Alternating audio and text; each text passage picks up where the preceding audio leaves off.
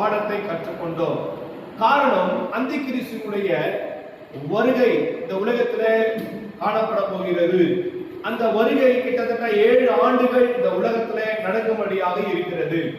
அந்த 7 ஆண்டுகள் இந்த பூமியில் நடக்கும் அந்தி கிறிஸ்துவினுடைய ஆளுகையிலே பிரியமானவர்களே என்ன சம்பவம் இந்த உலகத்திலே நடக்கும் என்பதை நாம் அறிந்து கொள்ள முயற்சித்த வேளையிலே இந்த அந்தி கிறிஸ்துவுக்கு நிழலாட்டமாக ஏற்கனவே ஒத்திகை பார்க்கப்பட்ட நிம்ரோத்தினுடைய ஆளுகை குறித்த சத்தியம் அவசியப்பட்டபடியினாலே கிட்டத்தட்ட ஒரு 15 செய்திகள், நிம்ரோத்தை குறித்த செய்திகளை, ஆதியாகமம் 10ஆம் அதிகாரத்தில் பார்க்கின்ற நிம்ரோத்தை குறித்த செய்திகளை தொடர்ந்து நாம் கற்றுக்கொள்ள கர்த்தர் நமக்கு கிருபை பாராட்டினார். தொடர்ந்து அந்தி கிறிஸ்துவினுடைய ஆளுகை குறித்த சத்தியத்தை இந்த நேரத்திலே இந்த வேளையில நாம் கற்றுக்கொள்ளும்படியாக இருக்கிறோம். தொடர்ந்து நாம் யாவரும் கண்களை மூடி ஜெபிப்போமாக.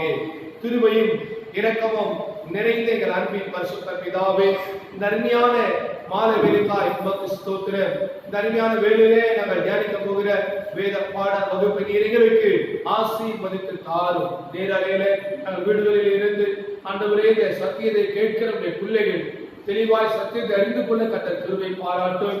சத்தியத்திலே வளர உதவி செய்யும். சத்தியத்தினால் எல்லா அறியாமை இருளில் விடுதலை தாரும். இன்னும் சத்தியத்தை அறிந்து கொண்டு சத்தியத்திலே நிறைந்திருக்க கர்த்தர் கிருபை பாராட்டும். கர்த்தர் பெரியவர், தொடர்ந்து பெரிய காரியங்களை செய்யும். இயேசுவின் நாமத்தினால் பிதாவே, ஆமென்.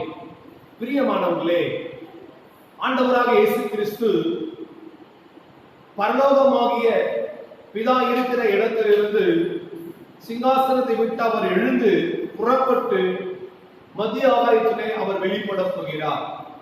அந்த க்ஷணமே பூமியிலே இருக்கிறதான கிறிஸ்துவுக்குள்ளாக மரித்த பரிசுத்தவான்கள் அவர்கள் உயிர்த்தெழுந்து இயேசு கிறிஸ்து இருக்கிற அந்த மத்திய ஆகாயத்திலே கிறிஸ்துவின் நியாயாசனத்துக்கு முன்பாக அவர்கள் மகிமையிலே வெளிப்படுவார்கள். அது மாத்திரமல்ல, அதற்கு பிற்பாடு பூமியிலே இருக்கக்கூடிய அநேக சபை கர்த்தருடைய பிள்ளைகள், ஊழியம் செய்கிற அநேக தேவ ஊழியக்காரர்கள், இப்படி தேவனுடைய தெரிந்து கொள்ளப்பட்ட, தேவனால் அழைக்கப்பட்ட, அபிஷேகம் பண்ணப்பட்ட அநேக தேவ பிள்ளைகளை தேவன் எடுத்துக்கொள்வார். அவர்கள் மறுரூபமாக்கப்பட்டு இயேசு கிறிஸ்து இருக்கிறதான இடத்திலே வருவார்கள். கிறிஸ்துவுக்குள்ளாக மரித்தவர்கள் உயிர் தொழுகிறார்கள். பூமியில உயிரோடு இருக்கிறவர்கள் மறுரூபமாக்கப்பட்டு இந்த 2 கூட்டத்தினரும் மத்திய ஆகாயத்திலே இயேசு கிறிஸ்து இருக்கிற இடத்திலே கிறிஸ்துவின் நியாயாசனத்திற்கு முன்பாக இந்த தேவ பிள்ளைகள் வெளிப்படுவார்கள். அவர்கள் வெளிப்படுகிற அந்த நாட்களிலே கிட்டத்தட்ட 7 ஆண்டுகள், அந்த நாளில் இருந்து வெளிப்பட்ட நாளில் 7 ஆண்டுகள் இயேசுவோடு கர்த்தருடைய பிள்ளைகள் இருப்பார்கள். ஆகவே சபை எடுத்துக் கொள்ளப்படுகிறது. ஏற்கனவே கிறிஸ்துவுக்குள்ளாக மரித்த அநேக பரிசுத்தவான்கள் அவர்கள் உயிர் தொழுகிறார்கள். அது மாத்திரமல்ல, உயிரோடு இருக்கிறதான அநேக தேவனுடைய பிள்ளைகள் மறுரூபமாக்கப்பட்டு எடுத்துக் கொள்ளப்படுகிறார்கள். 7 ஆண்டுகள் இயேசுவோடு கூட கர்த்தருடைய பிள்ளைகள் மத்திய ஆகாயத்திலே இருக்கும் நேரத்திலே கிறிஸ்துவின் நியாயாசனத்துக்கு முன்பாக ஒவ்வொருவரும் கணக்கு ஒப்புவிக்க வேண்டிய ஒரு காரியம் உண்டு என்று பிரியமானவர்களே, ஆண்டவராக இயேசு கிறிஸ்து மகிமையிலே வெளிப்படுகிற அந்த நேரத்திலே, அந்த நேரம் தொடங்கி 7 ஆண்டுகள் கர்த்தருடைய பிள்ளைகள் இயேசு கிறிஸ்துவோடு இருக்க போகிறார்கள். அது மாத்திரமல்ல, அந்த 7 ஆண்டுகள் மத்திய ஆகாயத்துல என்ன காரியங்கள் நடக்கும் என்பதை குறித்து வேதத்துல அநேக சத்தியங்கள் நமக்கு போதிக்கப்படுகிறது. ஏற்கனவே யூடியூப்ல இது குறித்த செய்திகள் நாம் தொடர்ந்து போதித்திருக்கிறோம். அந்த வகையில கிறிஸ்துவின் நியாயாசனத்துக்கு முன்பாக கர்த்தருடைய பிள்ளைகள் நிற்க வேண்டும். அவர்கள் நியாயத்திற்கு முன்பாக அவர்கள் நியாயத்திற்கப்பட அவர்கள் கிறிஸ்துவின் நியாயாசனம் முன்பாக நிற்கப்பட வேண்டும் என்பதை குறித்து கிறிஸ்துவின் நியாயாசனம் என்கிற தலைப்பிலே யூடியூப்ல ஏற்கனவே செய்திகளை நாம் கொடுத்திருக்கிறோம். அது மாத்திரமல்ல, அவனோடு கிரியக்கத்தக்கதான பலனை கர்த்தர் அந்த நாட்களிலே தருவார். கிரியக்கத்தக்க பலன் என்கிற டாபிக்ல யூடியூப்ல இருக்கக்கூடிய செய்திகளை நாம் கொடுத்திருக்கிறோம். நீங்கள் பார்த்து பலனடையுங்கள். அது மாத்திரமல்ல, சபை பூமியில் எடுத்துக்கொள்ளப்பட்ட பிற்பாடு மத்திய ஆகாயத்துல ஆட்டுக்குட்டியானுடைய கல்யாணம் நடக்கும். அதற்கு பிற்பாடு ஆட்டுக்குட்டியருடைய கல்யாண விருந்து நடக்கும். இதை குறித்த சத்தியங்கள் கூட கடந்த நாட்களிலே யூடியூபிலே போதிக்கப்பட்டிருக்கிறது. இவர்களை நீங்கள் பார்த்து பலனடையும்படியாக உங்களை அன்போடு கூட நான் கேட்டுக்கொள்கிறேன். 7 ஆண்டுகள் கர்த்தருடைய பிள்ளைகள் மத்திய ஆகாயத்திலே வெளிப்படுகிற வேளையில் இந்த காரியங்கள் எல்லாம் மத்திய ஆகாயத்திலே நடக்கிறது. ஆனால் பூமியிலே உபத்திரவ காலம் துவங்க ஆரம்பிக்கும். அந்தி கிறிஸ்து இந்த பூமியிலே அவன் ஆளுகை செய்கிற வேளையில 3.5 வருடங்கள் உபத்திரவ காலமும் மீதமுள்ள 3.5 ஆண்டுகள் மகா உபத்திரவ காலமும் இருக்கும். ஆக 7 ஆண்டுகள் இந்த பூமியிலே அந்தி கிறிஸ்து ஆளுகை செய்வான் என்பதை தானியேல் தீர்க்கதரிசன புத்தகத்திலேயும் வெளிப்படுத்தல் விசேஷ புத்தகத்திலேயும் நாம் சில வசனங்களை படித்து ஆராய்கிற வேளையில தெளிவாய் நம்மால் விலகிக் கொள்ள முடிகிறது, அறிந்து கொள்ள முடிகிறது. அன்பானவர்களே, இந்த அந்தி கிறிஸ்துடைய ஆளுகை குறித்து 3 விதமான மிருகம் என்கிறதான தலைப்பில வேதத்திலே நாம் அநேக காரியங்களை நாம் பார்க்க முடியும். முதலாவதாக வெளிப்படுத்தல் விசேஷம் 13ஆம் அதிகாரம் 1வது வசனத்தை இப்போது வாசிக்க நாம் கேட்கலாம். வெளிப்படுத்தல் விசேஷம் 13ஆம் அதிகாரம் 1வது வசனத்தை வாசிக்க நாம் கேட்கலாம். பின்பு நான் கடற்கரை மணலின் மேல் நின்றேன். அப்பொழுது சமுத்திரத்திலிருந்து ஒரு மிருகம் எழும்பி வர கண்டேன். அதற்கு 7 தலைகளும் 10 கொம்புகளும் இருந்தன. அதன் கொம்புகளின் மேல் 10 முடிகளும் அதன் தலையின் மேல் தூஷணமான நாமமும் இருந்தன.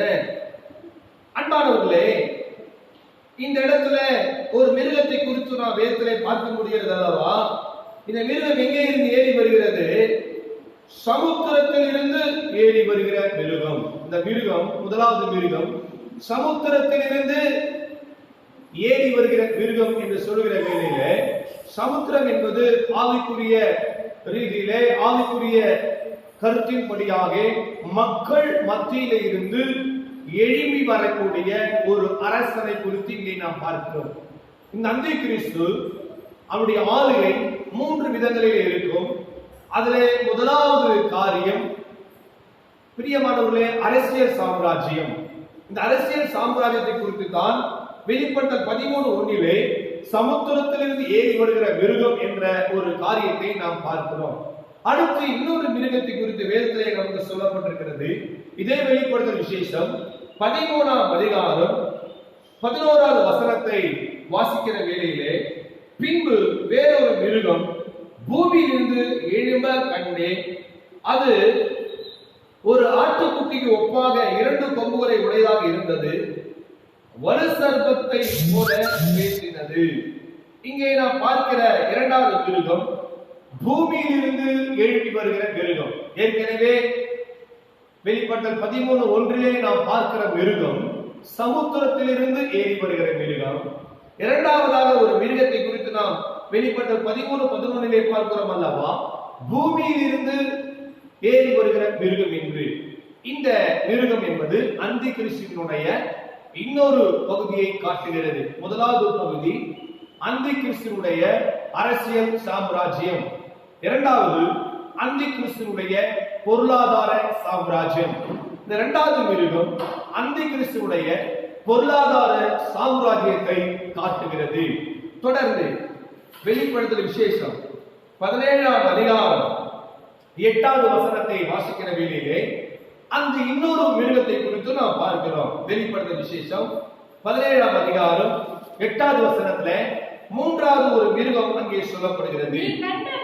நீ கண்ட மிருகம் முன்னே இருந்தது, இப்பொழுது இல்லை. அது பாதாளத்திலிருந்து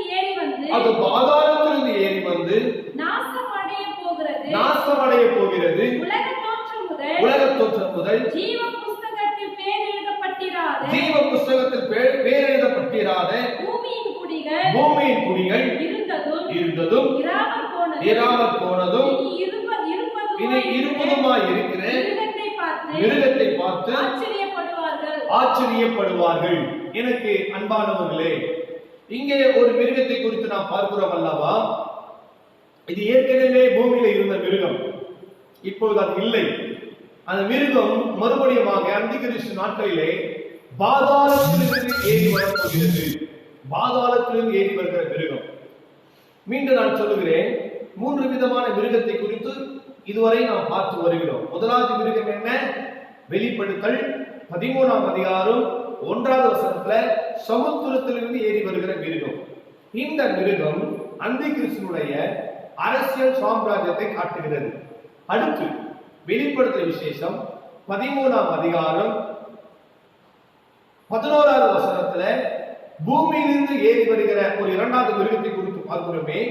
அந்த மிருகம் அந்தி கிறிஸ்துனுடைய பொருளாதார சாம்ராஜ்யத்தை காட்டுகிறது. அடுத்து வெளிப்படுத்தல் 17:8 நாம் பார்க்கிற இன்னொரு மிருகம். இந்த மிருகம் பாதாளத்திலிருந்து ஏறி வருகிற மிருகம். இந்த மிருகம் எதை காட்டுகிறது? அந்தி கிறிஸ்துனுடைய மத சாம்ராஜ்யத்தை காட்டுகிறது. அன்பானவர்களே, வரப்போகிற பூமியிலே 7 ஆண்டுகள் ஆளுகை செய்ய போகிற அந்தி கிறிஸ்துனுடைய ஆளுகை குறித்து பழைய ஏற்பாட்டிலேயும் புதிய ஏற்பாட்டிலேயும் பரிசுத்த வேதாகமத்திலே நமக்கு சொல்லப்பட்டிருக்கிறது. ஆகவே அவருடைய ஆளுகை அரசியல் சம்பந்தப்பட்ட சாம்ராஜ்யமாக இருக்கும். அரசியல் சாம்ராஜ்யம் என்று சொல்லுகிற வேளையில முழு உலகத்தையும் தன்னுடைய கட்டுப்பாட்டுக்குள்ளே அவர் கொண்டு வருவார். இன்றைக்கு உலக சுகாதார அமைப்பு அந்த மையம் என்ன சொல்லுகிறதோ அதை எல்லா நாடுகளும் இப்பொழுதே கேட்கிறது அல்லவா? அதே போலவே அந்தி கிறிஸ்துவின் நாட்களிலேயும் அந்தி கிறிஸ்து என்ன சொல்லுகிறானோ அதை உலகத்தில் இருக்கிற எல்லா சர்வாதிகார நாடுகளும், பொருளாதாரத்திலே முன்னேறி கொண்டிருக்கிற நாடுகளும், இந்த கொரோனாவிலே பொருளாதாரத்திலே பின்தங்கி கீழ் போன, பொருளாதாரத்திலே சரிந்து போன சின்ன சின்ன நாடுகளும் அல்லது பெரிய நாடுகளும் இந்த அந்தி கிறிஸ்துவினுடைய வார்த்தைக்கு கீழ்ப்படிவார்கள். ஆகவே உலகம் முழுவதையும் இந்த அந்தி கிறிஸ்து தனது கட்டுப்பாட்டுக்குள்ளே கொண்டு வருவார். ஏற்கனவே நிம்ரோத் இப்படிப்பட்ட ஒரு சாம்ராஜ்யத்தை ஏற்கனவே அவன் நிறுவினான். ஆதியாகமம் 10ஆம் அதிகாரத்திலே அதை நாம் பார்க்க முடியும். அவன் தான் இந்த உலகத்திலே ஆட்சி செய்த முதலாவது அரசன். உலகம் முழுவதையும் தனது கட்டுப்பாட்டுக்குள்ளே கொண்டு வர வேண்டும் என்று நினைத்து பூமியிலே ஆளுகை செய்த ஒரு அரசன். பிரியமானவர்களே, இது போன்ற அநேக அரசர்கள் இவனுக்கு பிற்பாடு தோன்றினார்கள். பாபிலோனியர்கள் நாட்களிலே நேபுகாத்நேச்சார் ஆளுகை செய்தார். பிறகு மேதியர்கள் ஆட்சி செய்கிறார்கள், தரீர் ஆட்சி செய்கிறார். அதற்கு பிற்பாடு பெர்சிய ராஜா, பெர்சிய மக்கள் ஆட்சி செய்கிறார்கள். அதற்கு பிற்பாடு அன்பானவர்களே கிரேக்கர்கள் ஆட்சி செய்கிறார்கள். அதற்கு பிற்பாடு ரோமர்கள் ஆட்சி செய்கிறார்கள். இதெல்லாம் நாம் சரித்திரத்திலே பார்க்கிறோம். உலகம் முழுவதையும் தனது கட்டுப்பாட்டுக்குள்ளே கொண்டு வர வேண்டும் என்று இப்படி அநேக ராஜாக்கள் முற்பட்டு செயல்பட்டு அவருடைய நோக்கங்கள் சில சமயங்களில் நிறைவேறியது.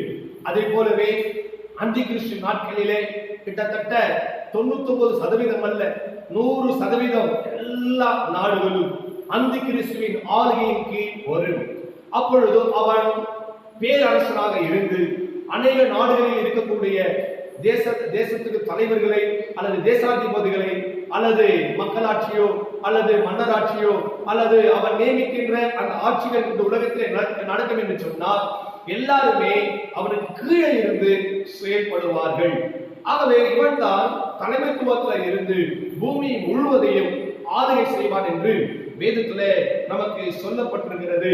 இந்த அந்தி கிறிஸ்துவை குறித்து வெளிப்படுத்தல் விசேஷம் 13ஆம் அதிகாரம் 1ஆம் வசனத்திலிருந்து 10வது வசனத்தை வரை வாசிக்கிற வேளையிலே முதலாவது இந்த அந்தி கிறிஸ்துவுக்கு 7 தலைகளும் 10 கொம்புகளும் இருக்கிறதாக பார்க்கிறோம்.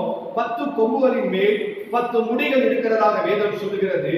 அந்த தலையின் மேல் தூஷணமான நாமம் எழுதப்பட்டதாக வேதத்திலே சொல்லப்படுகிறது.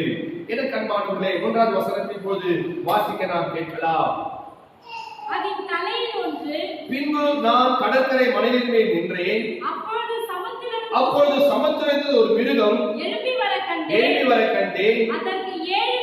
அதற்கு 7 தலைகளும் 10 கொம்புகளும் இருந்தது. அதன் கொம்புகளின் மேல் 10 முடிகளும் அதன் தலைகளின் மேல் தூஷணமான நாமமும் இருந்தன. அடுத்து கவனிங்க, அந்த மிருகத்தினுடைய வெளியரங்கமான தோற்றம் எப்படி இருந்தது என்பது 2வது வசனத்திலே வேதம் சொல்லுகிறது. அந்த நான் கண்ட மிருகம் சிறுத்தையை போல் இருந்தது. அதன் கால்கள் கரடியின் கால்களைப் போலவும் அதன் வாய் சிங்கத்தின் வாயைப் போலவும் இருந்தன. வலு சர்ப்பமானது தன் பலத்தையும் தன் சிங்காசனத்தையும் மிகுந்த அதிகாரத்தையும் அதற்கு கொடுத்தது. 2வது வசனத்துல அந்த மிருகம் எப்படி இருக்கிறது? பார்ப்பதற்கு சிறுத்தையை போல இருந்தது. அதனுடைய கால்கள் கரடியின் கால்களை போல இருந்தது. அதன் வாய் சிங்கத்தின் வாயை போல இருந்தது. ஆகவே ஒவ்வொருவருக்கும் ஒவ்வொரு ஆவிக்குரிய கருத்துகள் வேதத்திலே நமக்கு சொல்லப்படுகிறது. அது மாத்திரமல்ல, இந்த அந்தி கிறிஸ்து ஆளுகை செய்வதற்கு, இந்த அந்தி கிறிஸ்து பூமியிலே அரசாட்சி செய்வதற்கு தேவனால் தள்ளப்பட்ட பிரதான தூதன் மிக முக்கியமான ஒரு காரணமாக இருக்கிறார். அவனை குறித்து வேதம் வலு சர்ப்பம் என்றும் சாத்தான் என்றும் பிசாசு என்றும் வேதம் சொல்லுகிறது. இப்படி தேவ சமூகத்தில் இருந்த இந்த பிரதான தூதனாகிய லூசிபர் தேவ சமூகத்திலிருந்து அவன் தள்ளப்பட்டான். அது மாத்திரமல்ல, கேருபீன் தள்ளப்பட்டதாக வேதத்திலே நாம் எசேக்கியேலை பார்க்க முடியும். ஏசாயாவிலே இந்த லூசிபர் தள்ளப்பட்டதை வேதத்திலே நாம் பார்க்க முடியும். ஆக லூசிபரோடு கூட ஏராளமான தேவ தூதர்களை ஆண்டவர் கீழே தள்ளி இருக்கிறார். ஆகவே இப்படி பிரதான தூதர்கள் சாத்தானாக பிசாசாக வேதத்திலே சொல்லப்படுகிறார்கள். அநேக சிறு சிறு தேவ தூதர்கள் அசுத்த ஆவிகளாக வேதத்திலே சொல்லப்படுகிறார்கள். அன்பானவர்களே, கவனியுங்கள். இப்பொழுது இந்த வலு சர்ப்பமானது தன்னுடைய பலத்தையும் தன்னுடைய மிகுந்த அதிகாரத்தையும் தன்னுடைய சிங்காசனத்தையும் இந்த அந்தி கிறிஸ்துவுக்கு கொடுப்பான் என்பதை 2வது வசனத்துல வேதம் நமக்கு சொல்லுகிறது. அது வலு சர்ப்பம் தன்னுடைய பலத்தையும் தன் சிங்காசனத்தையும் மிகுந்த அதிகாரத்தையும் இந்த அந்தி கிறிஸ்துவுக்கு, அன்பானவர்களே, அந்தி கிறிஸ்துவுக்கு இந்த வலு சர்ப்பம் கொடுக்கக்கூடியதாக இருக்கிறது. அந்தி கிறிஸ்து மூலம் அந்த அந்தி கிறிஸ்து வலு சர்ப்பத்தின் மூலமாக பலத்தை பெற்றுக் கொள்கிறார், சிங்காசனத்தை பெற்றுக் கொள்கிறார், மிகுந்த அதிகாரத்தை பெற்றுக் கொள்கிறார். ஆகவே தனக்கு இருக்கிற பிசாசு இந்த சர்ப்பம் கொடுத்த தேவனால் தள்ளப்பட்ட அந்த தேவ தூதன் கொடுத்ததானே பலத்தையும் சிங்காசனத்தையும் மிகுந்த அதிகாரத்தையும் வைத்து 7 ஆண்டுகள் இந்த உலகத்தை அந்தி கிறிஸ்து ஆளுகை செய்வார். அன்பானவர்களே, அப்படி ஆளுகை செய்கிற வேளையிலே என்ன காரியங்கள் எல்லாம் நடக்கும் என்று இனி வரக்கூடிய நாட்களிலே நாம் கற்றுக்கொள்ள போகிறோம், அறிந்து கொள்ள போகிறோம். தொடர்ந்து கவனியுங்கள். 3வது வசனத்தை வாசிக்கிற வேளையிலே, அதன் தலையில் ஒன்று சாவுக்கேதுவாய் காயப்பட்டிருக்க கண்டேன். ஆனாலும் சாவுக்கேதுவானே அந்த காயம் சொஸ்தமாகப்பட்டது. பூமியில் உள்ள யாவரும் ஆச்சரியத்தோடு அந்த மிருகத்தை பின்பற்றி. அன்பானவர்களே, வேதம் சொல்லுகிறது, இந்த அந்தி கிறிஸ்துவை உலக ராஜாக்களும் உலகத்தில் இருக்கிறதான எல்லா மக்களும் இந்த அந்தி கிறிஸ்துவை பின்பற்றுவார்கள். அந்தி கிறிஸ்துவுடைய கட்டளைகளுக்கு அவர்கள் கீழ்ப்படிவார்கள். அந்தி கிறிஸ்துடைய வார்த்தைகளை இந்த மக்கள் தொடர்ந்து கை கொள்ளுவார்கள். அன்பானவர்களே, அந்தி கிறிஸ்துவுடைய ஆளுகையிலே இந்த உலகத்தில் எல்லா அரசர்களும் கீழ்ப்படிவார்கள். உலகத்தில் இருக்கிறதான எல்லா குடிமக்களும் எல்லா மக்களும் இந்த அந்தி கிறிஸ்துவை பின்பற்றுவார்கள் என்பதை வெளிப்படுத்தல் 13:3 வேதம் சொல்லுகிறது. அடுத்து 4வது வசனத்தை பார்க்கிற வேளையிலே வேதத்திலே நாம் பார்க்கிறோம், அந்த மிருகத்திற்கு அப்படிப்பட்ட அதிகாரம் கொடுத்த வலு சர்ப்பத்தை வணங்கினார்கள். அந்தி கிறிஸ்துவுடைய நாட்களிலே வெளியரங்கமாக தேவனால் தள்ளப்பட்ட சர்ப்பத்தை உலகம் முழுவதிலும் இருக்கிறதான மக்கள் வழிபடுவார்கள். இது எப்படி சாத்தியம் என்று நீங்கள் கேட்கலாம். ஏற்கனவே ஆதியாகமம் 10ஆம் அதிகாரத்துல நிம்ரோத்தை குறித்து நாம் பல 15 செய்திகளை நாம் கேட்டிருக்கிறோம். ஒருவேளை நீங்கள் கேட்கவில்லை என்றால் இதற்கு முன்பாக இந்த செய்திகளை நீங்கள் கேட்டு இந்த செய்திகளை பார்க்கும் பொழுது இந்த சத்தியத்துடைய சாராம்சங்களை உங்களால் தெளிவாக எளிதாக விளங்கிக் கொள்ள முடியும். அன்பானவர்களே, கவனியுங்கள்.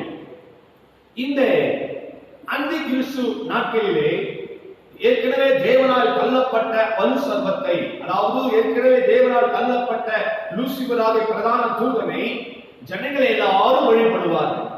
ஒரு சமயம் இயேசு கிறிஸ்து உபவாசித்த சமயத்துல பிசாசு இயேசுவை சோதித்தான் என்று லூக்கா 4ஆம் அதிகாரத்திலேயும் மத்தேயு 4ஆம் அதிகாரத்திலேயும் நாம் பார்க்கிறோம் அல்லவா? அந்த அதிகாரத்துல பிசாசு இயேசுவை சோதிக்கும் பொழுது பிசாசு சொன்னான், என்னை விழுந்து பணிந்து கொண்டால் பூமியில் இருக்கிற ராஜ்யத்தின் மகிமையை நான் உனக்கு தருவேன் என்பதாக சொல்லுகிறார். இயேசுக்கு என்ன சொன்னார்? பழைய பாட்டில் இருக்கிறதானே தேவனுடைய வார்த்தையை பிசாசுக்கு சுட்டி காட்டி சொல்லுகிறார். உன் தேவனாகிய கர்த்தர் ஒருவரையே பணிந்து கொண்டு அவர் ஒருவருக்கே ஆராதனை செய்வாயாக என்று எழுதி இருக்கிறது என்று சொல்லி இயேசு கிறிஸ்து பிசாசுக்கு சொன்னார்.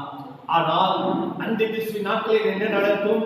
வெளியரங்கமாகவே வானத்தையும் பூமியையும் சிருஷ்டித்த தெய்வத்தை விட்டுவிட்டு, பிரியமானவர்களே, இந்த வலு சர்ப்பத்தை அந்த கிறிஸ்து நாட்களிலே ஜனங்கள் எல்லாரும் வழிபடுவார், ஜனங்கள் எல்லாரும் வணங்குவார்கள். இந்த அந்தி கிறிஸ்துவை ஜனங்கள் வணங்குவார்கள், வலு சர்ப்பத்தை ஜனங்கள் வணங்குவார்கள். இது எப்படி சாத்தியமாகும் என்றால், நிம்ரோத் ஏற்கனவே ஆதியாகமம் 10ஆம் அதிகாரத்துல அவன் வாழ்ந்த நாட்களிலே தன்னை சூரிய கடவுளாக தன்னை காண்பித்துக் கொண்டவன், தனது மனைவி செமிராமிஸை நிலா தேவதையாக காண்பித்துக் கொண்டவன்.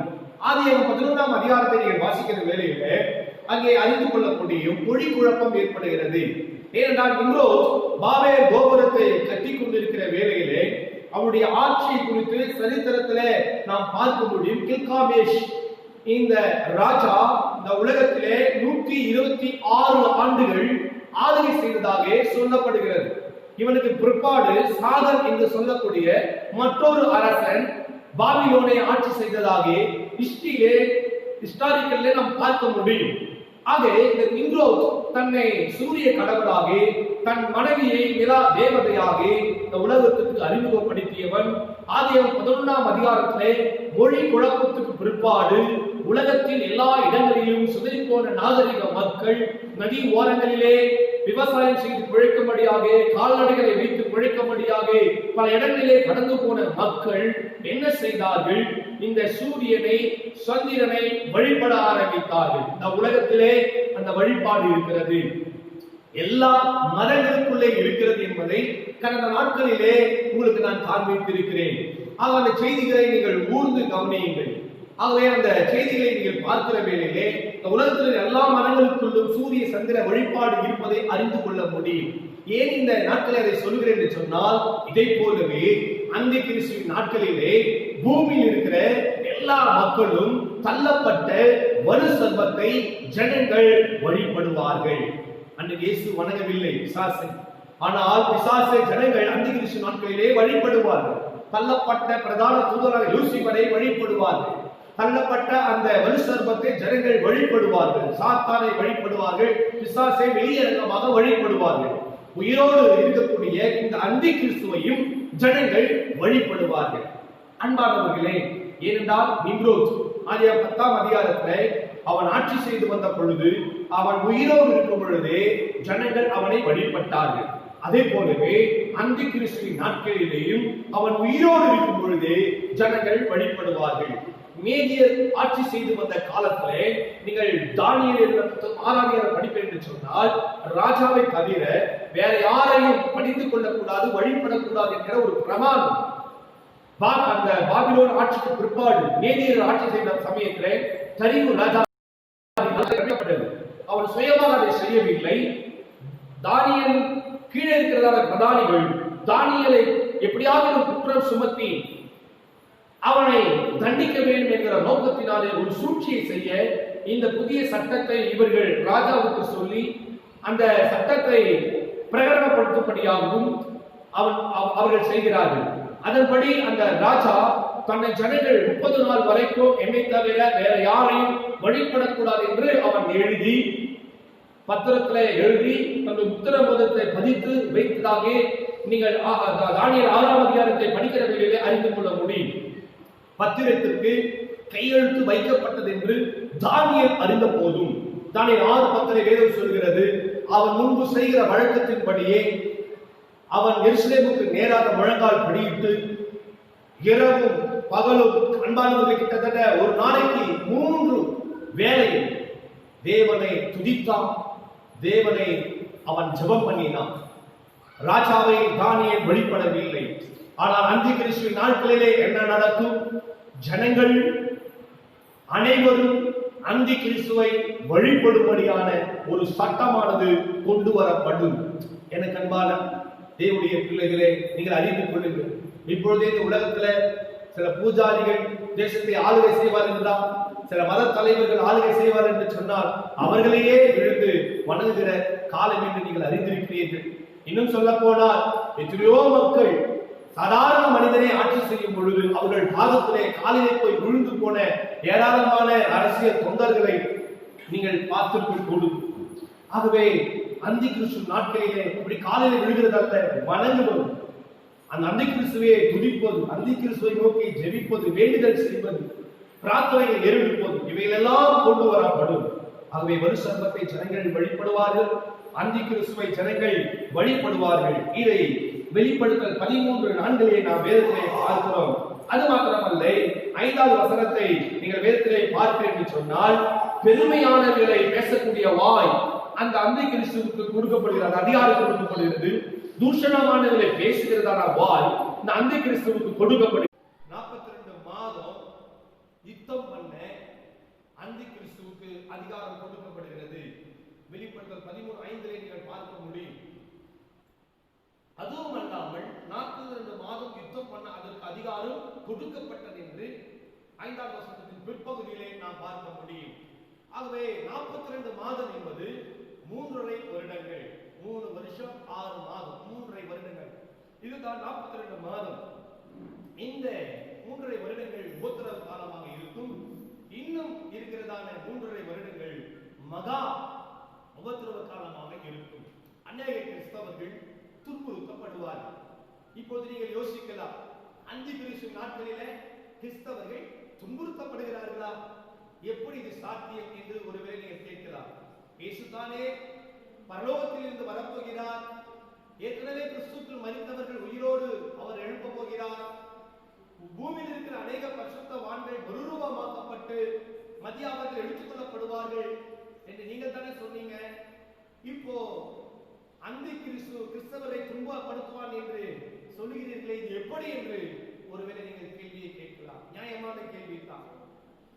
பிரியமானவர்களே, பூமியிலிருந்து இயேசு கிறிஸ்து மத்தியாகத்தில் வெளிப்படும் பொழுது எடுத்துக் கொள்ளப்படுகிற பரிசுத்தவான்கள் எல்லாரும் எடுத்துக் கொள்ளப்பட மாட்டார்கள்.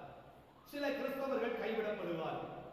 வேதத்தின் முறைமைகளை ஃபாலோ பண்ணாம மற்ற மதத்தினர், மற்ற உலக ஜனங்கள் எப்படி வாழ்கிறார்களோ அதே போல வாழ்ந்து தேவனுடைய வார்த்தைக்கு கீழ்ப்படியாம பேர் மாத்திரம் கிறிஸ்துவ பெயர், ஆனால் வாழ்க்கை ஜீவியம் கிறிஸ்துவுக்கும் இயேசுவுக்கும் தொலைவில் இருக்கக்கூடிய ஒரு வாழ்க்கை, கிறிஸ்தவர் அல்லாத ஒரு வாழ்க்கை.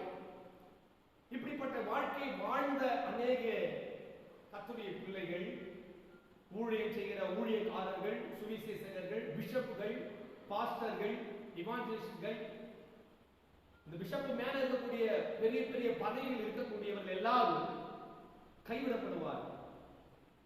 காரணம், இயேசுவின் வருகைக்கு ஆயத்தம் இல்லாத காரணத்தினால், இந்த பூமியிலே பரிசுத்தமாய் வாழாத காரணத்தினால், அதற்கென்று எல்லா பாஸ்டரும் கைவிடப்படுவார்கள், எல்லா பிஷப்புகளும் கைவிடப்படுவார்கள், பிஷப்புக்கு மேலே இருக்கிறவர்கள் கைவிடப்படுவார் என்று தவறாக புரிந்து கொள்ளாதீங்க. அநேக மக்கள் கைவிடப்படுவார்கள். கைவிடப்படுகிறதான அந்த மக்களை தான் நான் 1-2 காரியங்களை நான் சொல்லுகிறேன். இப்படி பின்மாற்றத்தில் போனதான சில ஊழியக்காரர்கள், இப்ப விலகி கொள்வீங்க. பின்மாற்றத்தில் போன சில ஊழியக்காரர்கள், பின்மாற்றத்தில் போன சில விசுவாசிகள், பரிசுத்தமாய் வாழாத சபை விசுவாசிகள், தேவ மக்கள், இயேசு கிறிஸ்து சீக்ரெட் கமிங் ரகசிய வருகையில சபையுடைய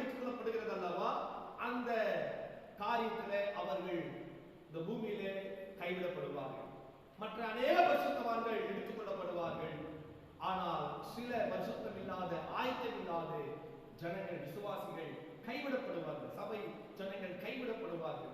அநேக ஊழியக்காரர்கள் கைவிடப்படுவார்கள். இப்படிப்பட்ட மக்கள் தான் அந்தி கிறிஸ்துவின் ஆளுகையிலே அவர்கள் துன்புறுத்தப்படுவார்கள். அதிகமான துன்புறுத்தல் காணப்படும். இப்பொழுது அந்த கிறிஸ்தவர்கள் என்ன செய்ய மாட்டார்கள்? அந்தி கிறிஸ்துவை வணங்க மாட்டார்கள். ஏனென்றால் அவர்களுக்கு சத்தியம் ஏற்கனவே ஊழியக்காரர் மூலமாக போதிக்கப்பட்டிருக்கிறது சபையிலே. அது மாத்திரமல்ல, டிவியிலே அவர்கள் செய்திகளை பார்க்கிறார்கள், யூடியூபிலே செய்திகளை பார்க்கிறார்கள், பேஸ்புக்கிலே செய்திகளை பார்க்கிறார்கள், ஆன்லைனிலே பார்க்கிறார்கள். சில சமயத்திலே அந்த ஆன்லைன் பிற்பாடு கூட ஒளிபரப்பப்படுகிறதான செய்திகளை பார்க்கிறார்கள். ஆகவே அவர்களுக்கும் சத்தியம் தெரியும். வேதத்தை படித்ததினாலே சத்தியம் தெரியும். அவர்கள் அறிந்து கொள்வார்கள், இயேசுவின் வருகையிலே நாங்கள் கைவிடப்பட்டோம் என்று அவர்களுக்கு தெரியும். அந்தி கிறிஸ்துவின் ஆட்சி காலத்திலே நாங்கள் மாற்றிக்கொண்டோம் என்று தெரியும். இயேசுவின் வருகையிலே நாங்கள் கைவிடப்பட்டு அந்தி கிறிஸ்துவினுடைய ஆளுகையிலே இப்போது நாங்கள் மாற்றிக்கொண்டோம் என்று அவர்களுக்கு தெரியும். ஆகவே 3.5 வருடங்கள் அவர்கள் அந்தி கிறிஸ்துவை வணங்க மாட்டார்கள். அதிநிமித்தமாக கிறிஸ்தவர்கள் துன்புறுத்தப்படுவார்கள். அவர்கள் மரணத்தை நாடி ஓடினாலும் அவர்களால் மறிக்க முடியாது. எல்லாமே அந்தி கிறிஸ்துவுக்கு தெரியும். ஜெபித்தாலும் தெரியும், வேதத்தை படித்தாலும் தெரியும், மற்றவருக்கு இயேசு பற்றி பிரசங்கித்தாலும் தெரியும், எல்லாமே தெரியும். அந்த நாட்களிலே சுவிசேஷம் யாருக்கும் இப்போது அறிவிக்கப்படுகிறது போல அறிவிக்கப்படாது. அன்பானவர்களை யோசித்து பாருங்கள். கைவிடப்பட்ட தேவ பிள்ளைகள் தங்களை ஆயத்தப்படுத்திக் கொள்ள, தங்களை பரிசுத்தப்படுத்திக் கொள்ள உபவாசித்து ஜெபிப்பதோ, வேதத்தை வாசிப்பதோ, இப்படிப்பட்ட காரியத்தை அதிகமாக செய்வார்கள். இப்படி செய்கிற இந்த தேவ பிள்ளைகள், ஊழியக்காரர்கள், பெரிய பெரிய தேவ மக்கள் இப்பொழுது அந்தி கிறிஸ்துவினால் கொல்லப்படுவார்கள். என்றாலும் 7 வருட ஆட்சி மத்திய ஆகாயத்தில் நடந்து கொண்டிருக்கிறது. கிறிஸ்துவின் ஆட்சி, கிறிஸ்துவின் ஆளுகை. அந்த ஆளுகை பிதாவின் ஆளுகை என்று வேதம் சொல்கிறது. கிறிஸ்துவின் ஆளுகை என்று வேதம் சொல்கிறது. கிங்டம் ஆஃப் காட், தேவனுடைய ராஜ்யம் என்று வேதம் சொல்கிறது. ஹெவன் ஆஃப் காட், பரலோக ராஜ்யம் என்று வேதம் சொல்கிறது. அந்த ஆளுகையிலே பூமியிலே இரத்த சாட்சிகளாக மரித்த பரிசுத்தவான்கள் இப்பொழுது அவர்கள் மத்திய ஆகாயத்திலே இயேசு கிறிஸ்துவால் எடுத்துக் கொள்ளப்படுவார்கள். இயேசு கிறிஸ்துவால் எடுத்துக் கொள்ளப்படுவார்கள். எனக்கு அன்பான கர்த்தருடைய பிள்ளைகளே, அப்படி ஆத்துமா மத்திய ஆகாயத்திலே இயேசுவிடத்திலே வந்துவிடும். இதை வேதத்திலே நாம் பார்க்க முடியும். அதை குறித்து பின் வருகிற நாட்களிலே வசனத்தோடு ஆதாரங்களோடு நான் உங்களுக்கு சில காரியங்களை நான் உங்களுக்கு கற்றுத்தர விரும்புகிறேன். தொடர்ந்து பாருங்க. 6வது வசனத்தை பார்க்கிற வேளையிலே அது தேவனை தூஷிக்கும்படி தன் வாயை திறந்து அவருடைய நாமத்தையும் அவருடைய வாசஸ்தலத்தையும் பரலோகத்தில் வாசமாயிருக்கிறவர்களையும் தூஷித்தது. தேவனுடைய நாமத்தை தூஷிக்கிறது. அது மாத்திரமல்ல, தேவனை அவருடைய வாசஸ்தலத்தை தூஷிக்கிறது, பரலோகத்தில் வாசமாக இருக்கிறவரை தூஷிக்கிறது. 3 காரியங்கள் இங்கே சொல்லப்படுது 6வது வசனத்துல. முதலாவது, தேவனை அந்தி கிறிஸ்து தூஷிக்கிறார். இரண்டாவது, பரலோக வாசஸ்தலத்தை பிசாசு தூஷிக்கிறார், அந்தி கிறிஸ்து தூஷிக்கிறார். அடுத்து 3வதாக அன்பானவர்களே, தேவனாகிய இயேசு கிறிஸ்துவிடத்தில் இருக்கக்கூடிய பரலோகத்தில் வாசமாக இருக்கிறவர்களை அந்தி கிறிஸ்து தூஷிக்கிறார். பிதா இருக்கக்கூடிய இடமும் பரலோகம் தான். அங்கிருந்து மத்திய ஆகாயத்தை வெளிப்படுகிறாரே, அதுவும் பரலோகம் தான்.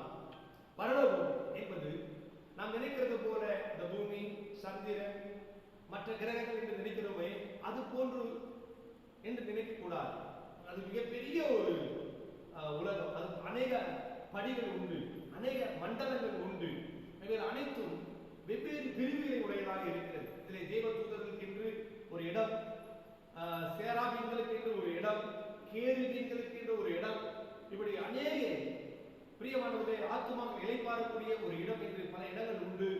இப்பொழுது பரலோகமாகிய பிதாவுடைய இடத்தை விட்டு மத்திய ஆகாயத்தில் இயேசு வெளிப்படுகிறாரே, இதுவும் இந்த பரதேசி என்று சொல்லப்படுகிற இடமும் அன்பானவர்களே, இவைகள் பரலோகம் என்றுதான் வேதத்திலே நாம் பார்க்கிறோம். பாரடைஸ், பரதேசி, அதுவும் பரலோகமாக தான் வேதத்திலே நமக்கு சொல்லப்படுகிறது. அன்பானவர்களே, இந்த பரதேசியிலே அல்லது பரலோகத்திலே அல்லது மத்திய ஆகாயத்திலே இருக்கிறதாலே தேவனுடைய பிள்ளைகளை இந்த அந்தி கிறிஸ்து என்ன செய்கிறார்? தூஷிக்க தூஷிக்க ஆரம்பிக்கின்றான். 7வது வசனத்தை பாருங்க. மேலும் பரிசுத்தவான்களோடு யுத்தம் பண்ணி அவர்களை ஜெயிக்கும்படிக்கு அதற்கு அதிகாரம் கொடுக்கப்பட்டது. எந்த பரிசுத்தவான்கள்? நான் ஏற்கனவே சொன்னேன் அல்லவா, பூமியிலே கைவிடப்பட்ட கிறிஸ்தவர்கள், பூமியிலே கைவிடப்பட்ட அநேக ஊழியக்காரர்கள். இப்பொழுது அவர்கள் ஜெபிக்கிறார்கள், வேதத்தை வாசிக்கிறார்கள், அந்தி கிறிஸ்துடைய சட்டங்களுக்கு அவர்கள் கீழ்ப்படியவில்லை, அந்தி கிறிஸ்துவை அவர்கள் வணங்கவில்லை, வலு சர்பத்தை அவர்கள் வணங்கவில்லை என்றாலும் அந்தி கிறிஸ்துவின் மூலமாய் இவர்கள் துன்பப்படுத்தப்படுகிறார்கள், துன்புறுத்தப்படுகிறார்கள். ஆகவே கிறிஸ்தவர்கள் என்ன செய்யல? ஜெயிக்க முடியல. கிறிஸ்தவர்கள் ஜெயிக்க முடியல, அந்தி கிறிஸ்து அவர்களை ஜெயிக்கிறார். அதைத்தான் 7வது வசனத்திலே நாம் பார்க்கிறோம். அன்பானவர்களே, 8வது வசனத்திலே பார்க்கிற வேளையிலே உலக தோற்றம் முதல் அடிக்கப்பட்ட ஆட்டுக்குட்டியுடைய ஜீவ புத்தகத்தில் பேரெழுதப்பட்டிராத பூமியின் குடிகள் யாவரும் அதை வணங்குவார்கள். எதை வணங்குவார்கள்? அந்தி கிறிஸ்துவை வணங்குவார்கள். அந்தி கிறிஸ்துவுக்கு அதிகாரம் கொடுத்த, அந்தி கிறிஸ்துவுக்கு பலத்தை கொடுத்த, அந்தி கிறிஸ்துவுக்கு ஆளுகை கொடுத்த வலு சர்பத்தையும் வணங்குவார்கள். அன்பானவர்களே, 10வது வசனத்திலே நாம் பார்க்கும் பொழுது இந்த அந்தி கிறிஸ்துவுக்கு தேவன் தரப்போகிறதான நியாய தீர்ப்பை அங்கே ஆண்டவர் எழுதி வைத்திருக்கிறார். சிறைப்படுத்தி கொண்டு போகிறவன் சிறைப்பட்டு போவான், பட்டயத்தினாலே கொல்லுகிறவன் பட்டயத்தினாலே கொல்லப்பட வேண்டும். பரிசுத்தவான்களுடைய பொறுமை விசுவாசமும் இதிலே விளங்கும் என்று பார்க்கிறோம். இந்த பரிசுத்தவான்கள் கொலை செய்யப்படுகிறார்கள், பரிசுத்தவான்கள் கொல்லப்படுகிறார்கள், சிறைப்படுத்தப்படுகிறார்கள். ஆகவே ஆண்டவர் இந்த அந்தி கிறிஸ்துவை ஒரு நாளைக்கு சிறைப்படுத்துவார். இந்த அந்தி கிறிஸ்துவை ஆண்டவர் பட்டயத்தினாலே வெட்டுவார் என்பதை வெளிப்பட்ட 13:10 நாம் பார்க்கிறோம். இது அரசியல் சாம்ராஜ்யத்தை குறித்த காரியம். அடுத்த ஒரு சாம்ராஜ்யம் 11வது வசனத்திலே பார்க்கிற ஒரு சாம்ராஜ்யம். இந்த சாம்ராஜ்யம் பொருளாதார சாம்ராஜ்யம். அரசியல் சாம்ராஜ்யத்திலே அந்தி கிறிஸ்து தலைமைத்துவத்தில் இருப்பான். கிட்டத்தட்ட ஒரு 10 நாடுகள் இவனை நியமித்து ராஜாவாக அந்த 10 நாடுகளுக்கும் தலைவனாக ஏற்றுக் கொள்வார். இந்த 10 நாடுகள் வல்லரசு நாடுகள் ஆனபடினாலே இந்த மற்ற வல்லரசு நாடுகள் சொல்கிறது எல்லா நாடுகளும் கீழ்ப்படிதான் ஆக வேண்டும், இல்லைன்னா பிரச்சனைகள் அதிகரிக்கும். ஆகவே பயந்து அந்த வல்லரசு சொல்கிற நாடுகள் சொல்கிற காரியத்தை மற்ற நாடுகள் எல்லாம் கீழ்ப்படியும். இது அரசியல் சாம்ராஜ்யம், இது அந்தி கிறிஸ்துவின் ஆளுகை. 2வது ஒரு சாம்ராஜ்யம் பொருளாதார சாம்ராஜ்யம். இந்த பொருளாதார சாம்ராஜ்யத்தை குறித்து வேதத்திலே நமக்கு சொல்லப்படுகிறது. வெளிப்படுத்தல் 13ஆம் அதிகாரம் 11வது வசனத்திலிருந்து நாம் பார்க்க முடியும். அன்பானவர்களே, 11வது வசனத்திலே அந்த மிருகம் எப்படி இருக்கிறது? ஒரு ஆட்டுக்குட்டிக்கு ஒப்பாக இருக்கிறது. அது 2 கொம்பு உடையதாக இருக்கிறது என்றாலும் அது வலு சர்பத்தை போல பேசினது என்று 11வது வசனத்திலே நாம் பார்க்க முடியும். 12வது வசனத்தை நீங்கள் பார்க்கிறீர்கள் என்று சொன்னால் அது முந்தின மிருகத்தின் அதிகாரம் முழுவதையும் அதன் முன்பாக நடப்பித்து சாவுக்கேதுவான காயமான சுத்தமடைந்த முந்தின மிருகத்தை பூமியும் அதன் குடிகளும் வணங்கும்படி செய்தது. இதுதான் கள்ளத்தீர்க்கதரிசி வெளிப்படுகிற காரியம். முதலாவது அந்தி கிறிஸ்து நாட்களிலே ஒரு கள்ளத்தீர்க்கதரிசி வெளிப்படுவான். அவனை குறித்து தான் இங்கே வேதம் சொல்கிறது. இவன் என்ன செய்வான்? இந்த கள்ளத்தீர்க்கதரிசி என்ன செய்வான்? அந்தி கிறிஸ்துவை வணங்கும்படியாக செய்வான். அது மாத்திரமல்ல, வணங்காதவர்களை கட்டாயமாக வணங்க வேண்டும் என்று அவன் சொல்லுவான். இவன் சொல்லுகிறது எல்லா தேசத்து மக்களும் கேட்பார்கள். காரணம் என்ன? 13வது வசனத்திலே நாம் பார்க்கிறோம். அன்றியும் அது மனுஷனுக்கு முன்பாக வானத்திலிருந்து பூமியின் மேல் அக்னியை இறங்க பண்ணத்தக்க பெரிய அற்புதங்களை நடப்பித்தது. இந்த கள்ளத்தீர்க்கதரிசி பெரிய அற்புதங்களை செய்வான், பெரிய அடையாளங்களை செய்வான். வானத்திலிருந்து அக்னியை இறக்கி கொண்டு வருவான். அவன் நினைச்சானா வானத்தில் மழையை கொண்டு வருவான்.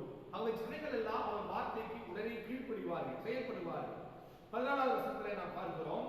மிருகத்தின் முன்பாக அந்த அற்புதத்தை செய்யும்படி தனக்கு கொடுக்கப்பட்ட சத்துவத்தினாலே பூமியின் குடிகளை மோசம் போக்கி பட்டயத்தினாலே காயப்பட்டு பிழைத்த மிருகத்திற்கு ஒரு சொரூபம் பண்ண வேண்டும் என்று பூமியின் குடிகளுக்கு சொல்லிற்று. இந்த அந்தி கிறிஸ்து என்ன செய்வான்? பொருளாதார சாம்ராஜ்யத்தினுடைய தலைவாய் என்று செயல்படக்கூடிய என்ன செய்கிறான்? அந்தி கிறிஸ்துவை வணங்கும்படியாக செய்வான். அடுத்து அந்தி கிறிஸ்துவுக்கு ஒரு சொரூபத்தை செய்வான். இன்றைக்கு பூமியிலே உயிரோடு உயிரோடு இருக்கிறவர்களுக்கு மெழுகு சிலை செய்கிறார்கள். இறந்து போனவரின் நினைவாக மெழுகு சிலை செய்கிறார்கள், கற்சிலைகளை செய்கிறார்கள். ஆனால் கம்ப்யூட்டர் காலம் அந்திகிறிஸ்து நாட்களிலே அதிகமாக காணப்படும். ஆகவே கம்ப்யூட்டர்கள் மனிதரை போலவே உருவாக்கப்படுவார்கள்.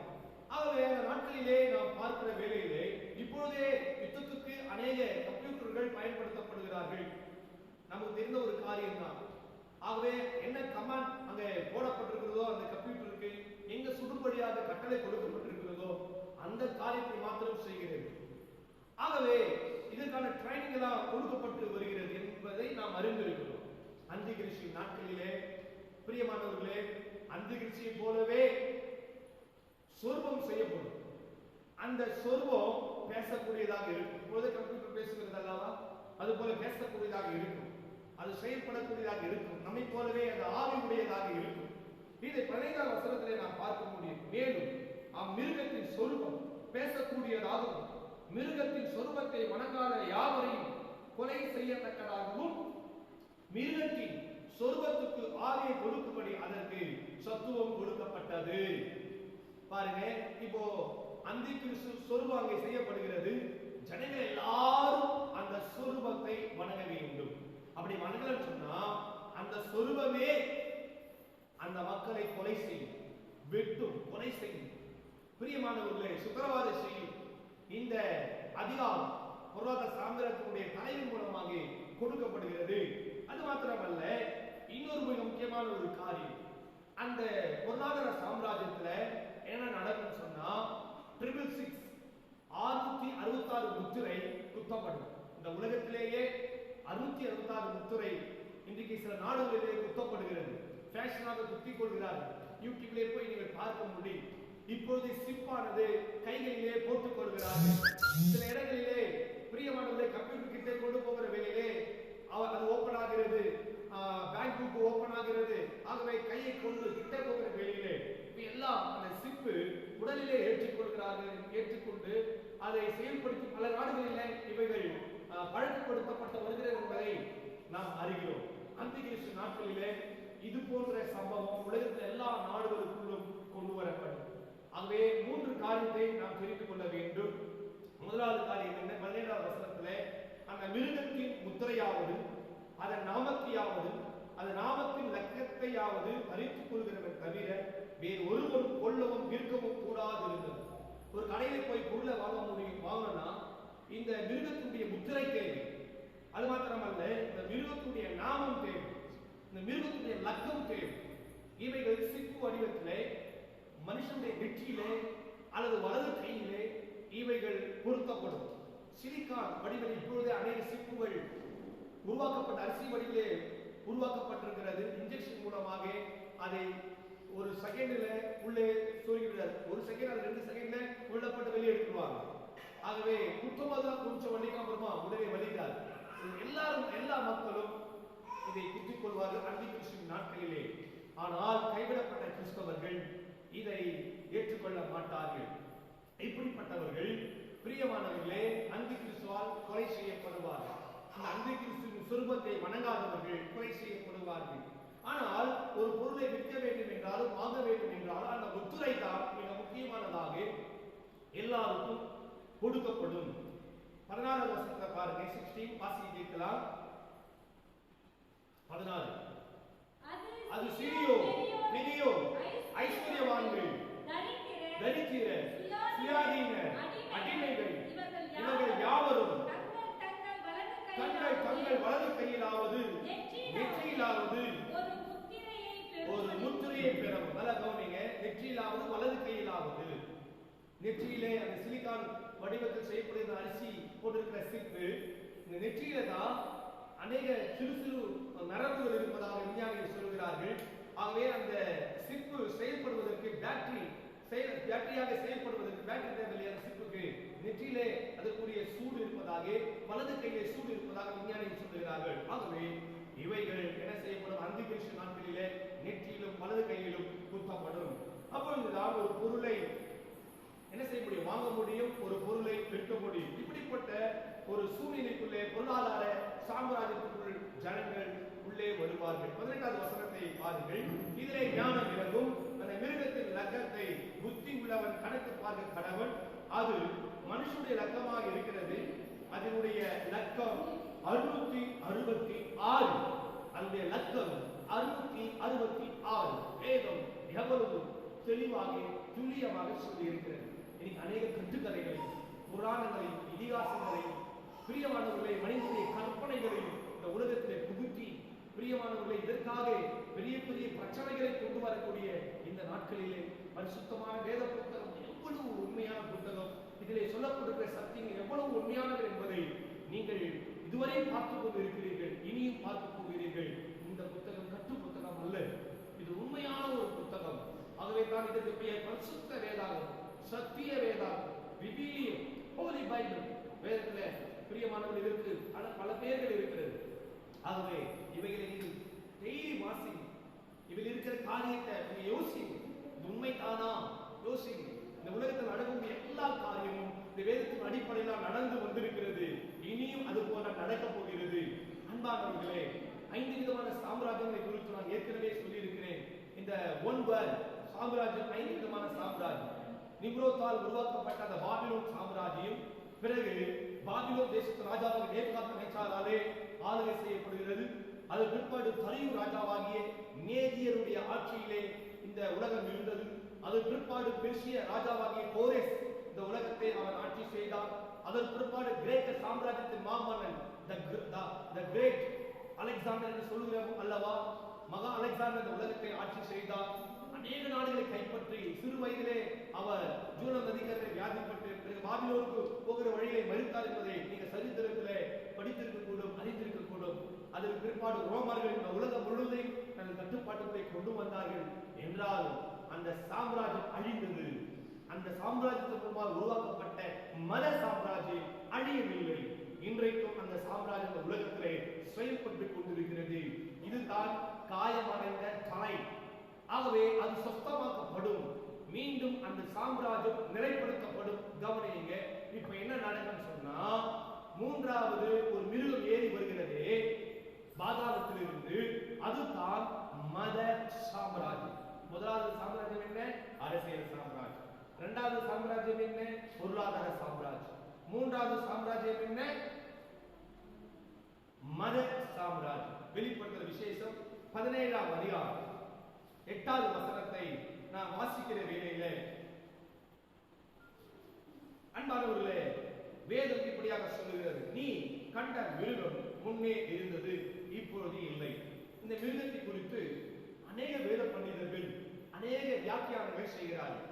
ஒரு சில பிரியமானவர்களை ஆன்டிகஸ்போர் எபிபெனஸ் தான் இந்த மிருகம் என்று சொல்லுகிறார்கள். இன்னும் சில பேர் ரோமர் நாட்களில் இருந்த மற்ற ராஜாக்களை சுட்டிக்காட்டி சொல்லுகிறார்கள்.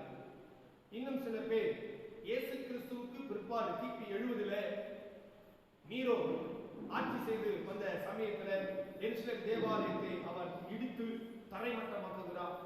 ஆகவே இந்த நீரோ தான் இந்த மிருகம் என்று அநேக வேத பண்டிதர்கள் சொல்லுகிறார். ஆனால் ஒரு காரியத்தை அறிந்து கொள்ள வேண்டும், இவர்களுக்கெல்லாம் முன்பாகவே ஆதியாகமம் 10ஆம் அதிகாரத்தில் நிம்ரோத் அவன்தான் மிருகம் என்று வசனத்தின் மூலமாக நம்மால் தெளிவாக விளங்கிக் கொள்ள முடிகிறது. பிரியமானவர்களே, கவனியுங்க, பல வேத பண்டிதர்கள் அநேக காரியங்களை ஆராய்ந்து சொல்கிறார்கள். ஆகவே தன்னை தெய்வம் என்று சொன்ன அநேக மனிதர்களை குறித்து சரித்திரத்தை சொல்லுகிறார்கள். இவருக்கெல்லாம் முன்பாகவே தன்னை தேவன் என்று சொன்ன முதலாவது மனிதன், இந்த உலகத்திலே முதலாவது மனிதன் நிம்ரோத். அவன் தான் முன்பு இருந்த மிருகம். அரசியல் சாம்ராஜ்யம், மத சாம்ராஜ்யம், பொருளாதார சாம்ராஜ்யம். ஏற்கனவே 3 காரியம் ஆதியாகமம் 10ஆம் அதிகாரத்தில் பிரியமான இவனால் உருவாக்கப்பட்டு இருந்தது. இவன் ஆளுகை செய்தான். தன்னை சூரிய கடவுள் என்று, தன் மனைவியை சந்திர கடவுள் என்று சொல்லிக் கொண்டான். ஆகவே ஆதியாகமம் 11ஆம் அதிகாரத்துக்கு பிற்பாடு பிரியமானவர்களே, அரபியர்களை குறித்து நாம் பார்க்கிற வேளையிலே இவர்கள் ஆபிரகாமுடைய ஒரு சந்ததியர், இஸ்மவேலர்கள், இப்ராஹிமுடைய ஒரு சந்ததியர். அவர்கள் நிலாவை தெய்வமாக வழிபட்டார்கள், ஹாபாலை அவர்கள் தெய்வமாக வழிபட்டார்கள் என்று புதைப்பொருள் ஆராய்ச்சியாளர்கள் சொல்லுகிறார்கள். கிட்டத்தட்ட 300 தெய்வங்களுக்கு மேலே சிலைகளை வைத்து அவர்கள் வழிபட்டவர்கள் என்று பார்க்க முடியும். அதற்கு சில அரசியல் காரணத்தினாலே பல மாற்றங்கள் உருவாகி இருக்கிறது. இது போல ஒவ்வொரு மதங்களுக்குள்ளே சூரிய சந்திர வழிபாடு உள்ளே நுழைந்திருக்கிறது. இவைகளுக்கெல்லாம் காரணமானவர் இந்த நிம்ரோத். அவன் அரசனாக இருந்தால், மத சாம்ராஜ்யத்தை உருவாக்கினான், பொருளாதார சாம்ராஜ்யத்தை உருவாக்கினான். இவன் நாட்களில் தான் முதலாக பண்ட மாற்று முறை கொண்டு வரப்படுகிறது. காணிக்கை கொண்டு வரப்படுகிற காரியம் இவன் கொண்டு வருகிறார். பலியை கொண்டு வருகிறார். ஏனென்றால் ஆதியாகமத்திலே நீங்கள் பார்க்கிற வேளையிலே 4ஆம் அதிகாரத்திலே அங்கே காயின் தேவனுக்கு பலியை கொண்டு வருகிறார், ஆபேல் தேவனுக்கு பலியை கொண்டு வருகிறார். ஆபேலையும் அவன் காணிக்கையின் கர்த்தர் அங்கீகரித்தார் என்று பார்க்கிறோமே. அவன் அந்த ஜலப்பிரதி பிற்பாடு உலகத்தில் இருந்த முதலாவது அரசனாகிய இந்த நிம்ரோத் தான் அந்த பலியை கொண்டு வருகிறான், காணிக்கையை கொண்டு வருகிறார். அந்த காணிக்கையை தான் பிற்பாடு வரி போன்ற முறைகளிலே அரசாங்கம் மக்கள் ஆட்சி செய்ய சமயத்தில் ராஜாக்கள் வரிகளை கொண்டு வந்தார்கள். ஏற்றுமதி இறக்குமதி இவர அடிப்படையில் பிரியமானவர்களே அவர்கள் வரியை கொண்டு வந்தார்கள். இன்னைக்கு டாக்ஸ் என்று பார்க்கிறோமே, எல்லா நாடுகளுக்குள்ளேயே பார்த்திருக்கிறது. அன்பானவர்களே, இவையெல்லாம் பொருளாதார சாம்ராஜ்யத்துக்குள்ளே ஏற்கனவே கொண்டு வந்தவர் இந்த நிம்ரோத். இந்த உலகத்திலே பிரியமானவர்களே உலக பொருளாதார சந்தை என்று பார்க்கிறோமே, இவைகள் நேரடியாக அந்தி கிறிஸ்துவின் ஆலயத்துக்குள்ளே கொண்டு வரப்படும். அரசியல் சாம்ராஜ்யம் உலகத்திலே பல நாடுகள் தனித்தனி ஆளுகை செய்கிறார்களே, இவர்கள் அனைவரும் ஒரே ராஜாவின் ஆளுகை, ஒன் வேல்டுக்குள்ளே ஒரே ஆளுகைக்குள்ளே இந்த உலகம் வரும். மத சாம்ராஜ்யம் என்று பார்க்கிறோமே, இப்பொழுதே எல்லா மதங்களுக்கும் சூரிய சந்திர வழிபாடு இருக்கிறது. ஆகவே எல்லா மதங்களையும் ஒன்றிணைத்து, எல்லா மத தலைவர்களையும் ஒன்றிணைத்து ஒன் வேல் கொண்டு வரப்படும். அந்திகிறிஸ்து நாட்களிலே வெளியரங்கமாக செயல்படுத்தப்படும். இவை குறித்து பரிசுத்த வேதாகமம் சொல்கிறது. இதை இந்த நாளிலே நாம் கற்றுக்கொள்ள கர்த்தர் நமக்கு கிருபை பாராட்ட முடியாதே. கர்த்தருக்கு நன்றி செலுத்தி கண்களை மூடி நாம் ஜெபிக்கலாம். கிருபையும் இரக்கமும் நிறைந்து எங்கள் அன்பின் பரிசுத்த பிதாவே, ஆண்டவரே, எந்த மதத்தினரையும் நாங்கள் புண்படுத்துவோ, வருத்தப்படுத்தவோ, வேதனைப்படுத்தவோ இதுவரை எந்த காரியத்தையும் நாங்கள் செய்யவில்லை என்பதை தேவனுக்கு அறிவேன். என்றால் எல்லா ஜனங்களும் ரட்சிக்கப்பட வேண்டும் என்று நீ விரும்புகிறேன். எல்லா மக்களும் சத்தியத்தை அறிகிற அறிவு அடைய வேண்டும் என்று நீ விரும்புகிறேன் என்பதனாலே இந்த வேதப்பாட சத்தியமானது கர்த்தருடைய பிள்ளைகளுக்கு யூடியூப் மூலமாக இன்றைக்கு ஆண்டவரே போதிக்கப்படுகிறது.